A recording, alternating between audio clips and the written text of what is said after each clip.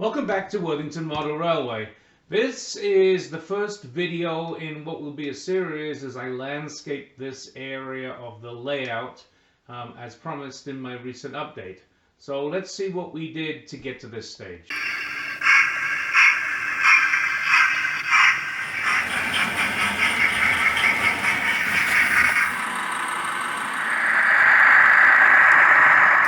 So hopefully you can kind of get the idea of what I'm planning to do here. So I have these stone cut single track tunnel entrances and a stone cut double one up there, and then I'm going to create these use these polystyrene blocks to sort of create a framework, and that way I'll be able to pick these up. I need to cut a number of these, but hopefully you can kind of get the idea now of what I'm going to try to do here to get some relief, and then use something to block off the fiddle yard but leave it open. So I'm going to get on and start doing this stuff, and I'll show you some of what I'm doing as I'm doing it. So the first thing I want to do is I want to measure the height of that backboard so that I make sure that as I cut these blocks, I cut them at the right height so this card is level, and then we'll worry about creating scenery on top of this, but I want to kind of keep it level to start with. So I'm measuring these blocks. I'm using a T to make sure I get them right, and mark them off here so they're marked off where I want to cut them. So I'm going to cut these. I'm trying to decide whether to cut these. Actually, in fact, that doesn't look square, so I'm going to double check that. I'm trying to decide whether to cut these with a hot cutter or whether to cut them with a knife. We'll see which works best. I decided to try my hot wire first, so we'll see how this works. I can't really hold camera and cut and try to make things straight, so we'll come back when they're done. I kind of made very short work of that, but I want to go check this and see if it's the right height before I start cutting others. So the height on this looks good, although it doesn't look quite square, so I'm going to check that and let's cut some more. So having got this kind of ready, what I now need to do is cut out the rest of the portal. So I'm going to mark that and then use the hot wire to cut that out. So we'll see how that works.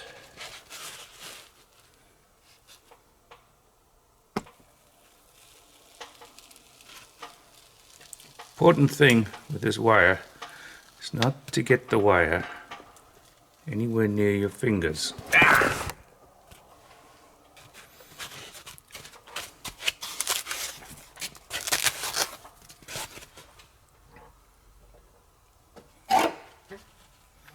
So you can see I cut some of it. I don't have to be too accurate with this, I just need to be the other side of that line so this stuff doesn't show through when we stick the tunnel back on there.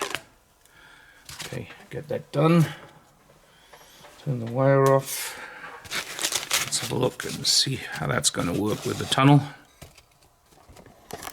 Well, you can see that works pretty well, and I'm going to line the inside of that tunnel with brick. Let me just get the brick and show you. We have some brick paper in there, so hopefully you can sort of see what it is I'm trying to do with this.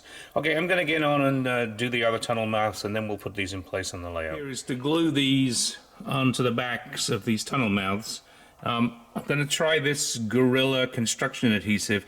It's important to use an adhesive that doesn't melt the polystyrene block, so I'm going to try it on a waste block first and make sure it's not going to melt it. If not, I'm going to have to go look for something specific to glue it with. This looks good. It looks like it's not melting it, so let's try this, see if it works. So the next thing I'm going to do is I'm going to glue these down to the track, and to the baseboard rather, and then we'll cut a piece of foam to sit over here. So I'm just going to put some glue on the bottom of these.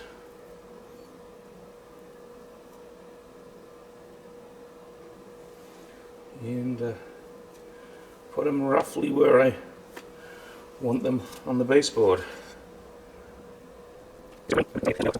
I do have some stone retaining walls that I'm going to use to go between these, and I'm actually going to grab one of those in a minute to move this, because I want to make sure that I get it at the right distance to use the retaining wall.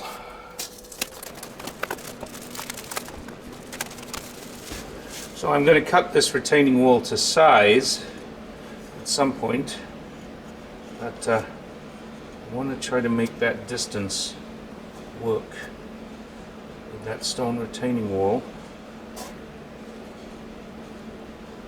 So I stick that in place. So I think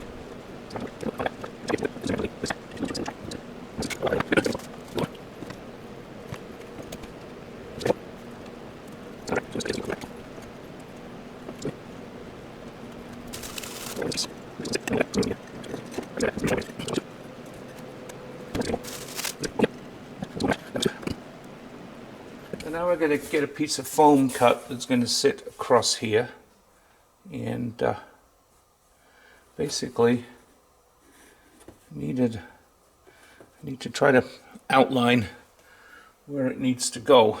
Of course, I had a pen somewhere. There, nope.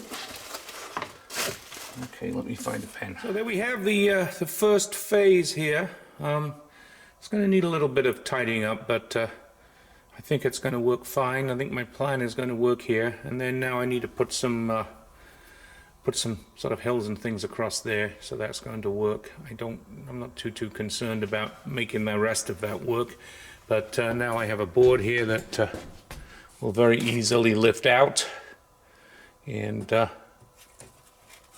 I'll be able to get to the track underneath there without a problem if I have issues with locomotives or something inside there. Having got this kind of set up and started here, I'm going to do some things.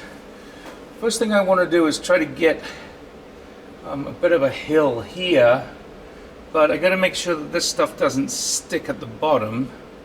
So what I'm doing is I'm using these little formers here to try to make sure that the plastic cast comes down, but what I'm going to do is I'm not going to pat this down. I'm just going to leave it as I put this and apply it, and I'm probably going to put 2 layers on here to give it some solidity.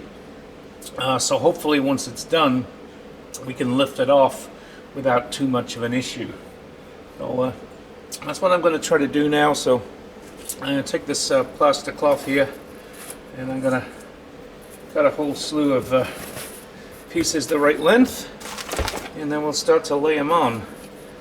This plaster cloth has a positive and negative side, and sometimes it's tough to know which side is which, but supposedly this side here is the positive side. It's the side that has more plaster on it. That's the side that's supposed to face out.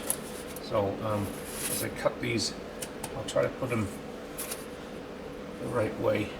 It's that way. Keep cutting.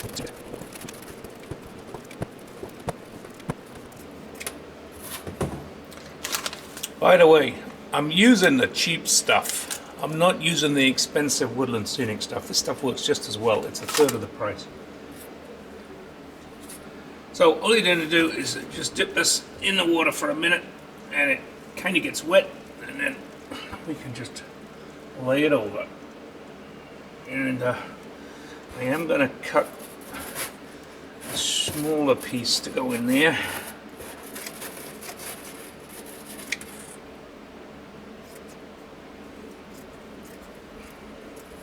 I'll try to do basically the same thing there. That smaller piece, so we're going to be able to later make sure we can remove it.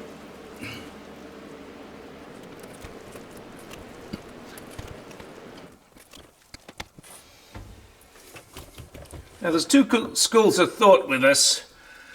One school of thought is that you got to let one layer dry before you put a second one on. The other school of thought is it really doesn't matter because it's all wet anyway. So we'll see.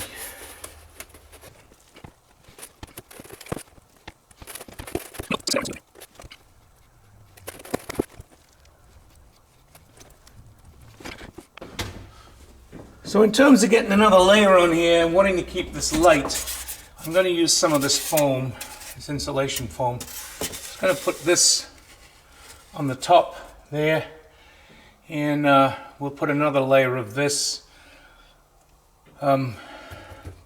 plaster-cloth over onto that. It will give us another level, and then we'll put some trees and stuff up here in the end, so it'll all work out. It'll look good. I don't really think I need to go any higher than that, and that will keep this light to be able to lift off. Hopefully, that's my hope. Over here, I've still got to put some more stuff in over here, but I got to wait for things to dry. So I'll just leave this here. I'm going to sort of move it over a little so I can come down here and around here with the plaster cloth. So we get some glue on this and stick this piece down.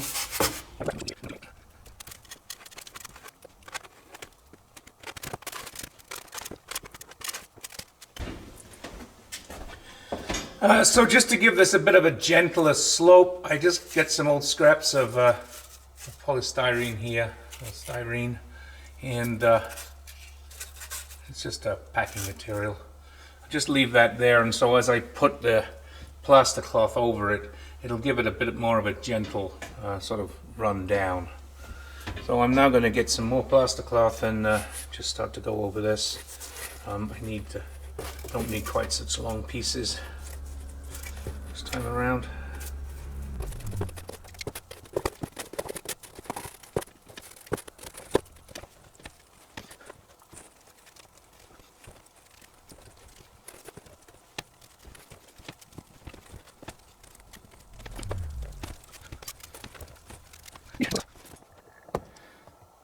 So now I'm going to leave this to dry overnight, and then I'll play games with it in the morning to make sure it's separated from that base. Then we'll start to do some stuff on these base boards too, with some more plaster cloth, and eventually this will need it'll need some more work yet. I mean, we're not close to being done with this. The plaster cloth is basically the first layer. Then we will put some. So next we'll put some sculptor mold over it, and then we need to paint it and put some scatter and all that other stuff, and I need to work out exactly what I'm doing with that stuff in the corner. That's kind of over there, but I'm waiting for what I have there right now to dry, and then I can cut a board that goes in there, and I can run the plaster cloth across that component too. So that's all for another day. We will keep you updated. So here we are the next day, and this is all dried pretty nicely. I did cut a piece to go in here that we're going to do some stuff on in a minute, and this is dried, but it is loose, so it will come off. Unfortunately, these boards are sort of warped a little bit where I left them overnight, and probably some of the water from this came in. So I'm going to start off by doing something to strengthen these boards so they're going to sit flat. So let's look at that before we do anything else. The plan to try to solve this problem where this board is warped is I cut some pieces of batten. I'm going to glue the batten, clamp it.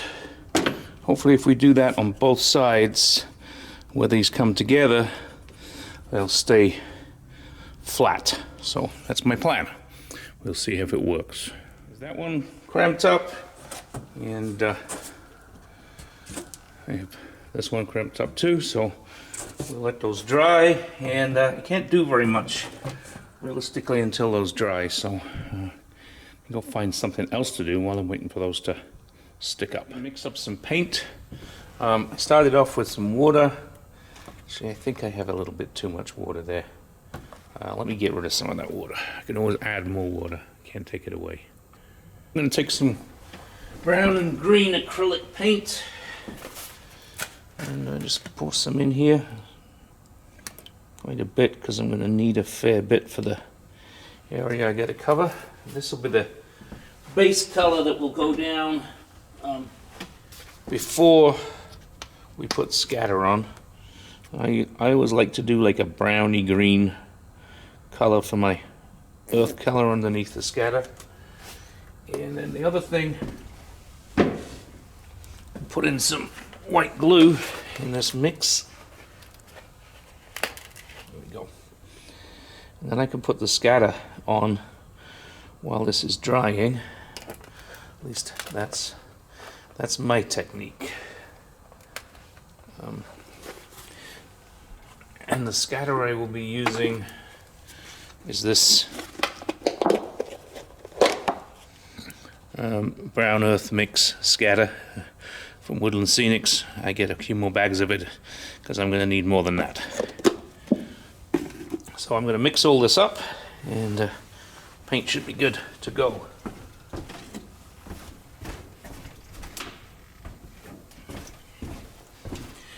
I kind of decided that maybe I need a new paintbrush, but I'll use this one to mix it.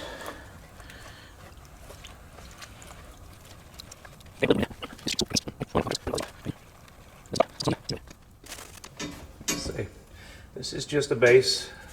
Stop the white showing through, and then we'll cover this with scatter, and then some static grass on top of the scatter.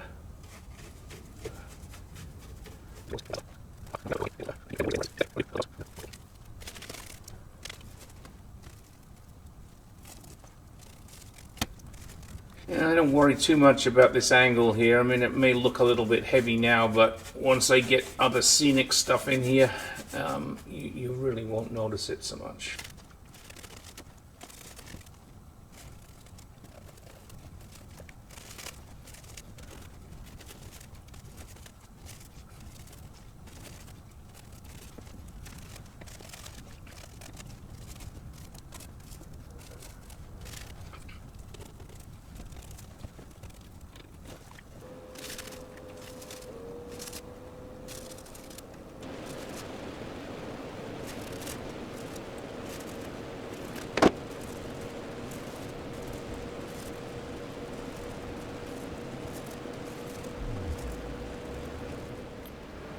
So now that is all painted, we can put some scatter on there before it dries. So I'm going to just go put some scatter on the thing. Hopefully you'll be able to see what I'm doing, and I think I need to move the camera just a little bit though to get in.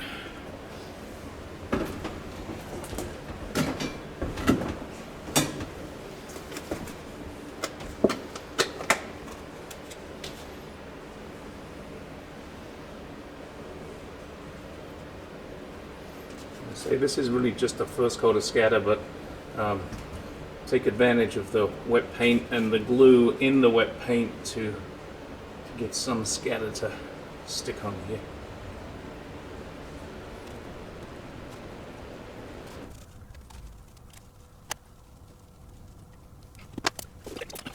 These are the scatters I'm using from Woodland Scenics. One is fine turf burnt grass, and the other is a blended turf earth blend. So that's what I'm using for this first layer of scatter. So just to add some variety, I just put a little bit of this green grass fine blend turf on there too. So we'll look and see what the difference that makes. You can see there, but adding some of that green. Let me take the camera off so I can show you. You'll see now the effect close up, and you'll see where they add a little bit of dark green just sort of picks stuff out and gives you some variation. This is, as I say, the first stage of this. So having left these overnight, I kind of have a problem. I think you can see that board up in the corner is warped. You can see this one is warped, and if I zoom out a little, this one is particularly bad. Where I put the paint and the glue on these and put the scatter on them, they have completely warped, and I've somehow got to get these flat. Now I don't know if I wet them down again and put weights on them, if that will work, or if I'm going to have to rethink what I'm using and how I'm doing this. I think I'm going to try wetting them and see if that does a trick. So I sprayed these down with water. I took a spray and got them all wet. Put these planks and weights and stuff on them. we'll leave them overnight and see if that helps. 50-50 chance it might work. So the foam boards kind of worked. There is still a little bit of a buckle in them, but don't really think that's going to matter. So, but what I've got to do is now I've got to put some stuff around the edges so we sort of hide the joins. So what I'm going to do is two things. Basically, around these edges here where we're bumping up against the tunnel mouths, I'm going to put foliage, and we'll get some of that in a minute. I'll do something similar along the join there between the two boards. And here, along the edge of the kind of cliff edge, what I'm going to do is I'm going to put in these dry stone walls. So my hope is as the wall builds out across here, it'll be enough that we won't notice the edge in there, and then once we put some foliage along there, it's definitely all going to blend in. So I now have some work to put some foliage, and also going to put some rocks along this cliff here and finish off along the top there. So that's my next job to do. In the interest of keeping this video a reasonable length, I'm going to stop there, and when I get more done, we'll post another video. Thanks for watching. I hope it was interesting. Please like if you like the video, subscribe with a button to the top right, another video to the top left.